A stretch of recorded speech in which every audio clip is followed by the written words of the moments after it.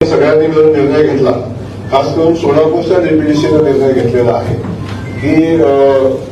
आम्ही सगळ्या शेतकरी बाधित कुटुंबांची दिवाळी व्यवस्थित व्हावी, या संकटातून बाहेर पडत असताना त्याला जी शक्ती मिळावी, दिवाळीचा सण आनंदात साजरा व्हावा म्हणून आम्ही एक दिवाळीला आवश्यक असणारं सगळं किट आम्ही तयार केलंय.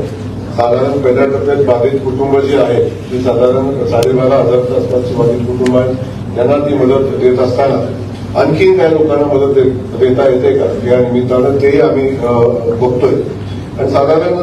माननीय मुख्यमंत्री महोदय आदरणीय देवेंद्रजी आहेत, त्यांनी आपल्या लाडक्या बहिणींच्यासाठी दिवाळीची भाऊबीज म्हणून काय व्यवस्था केलेली आहे सोलापूरच्या आमच्या जिल्ह्याच्या अनुषंगानं,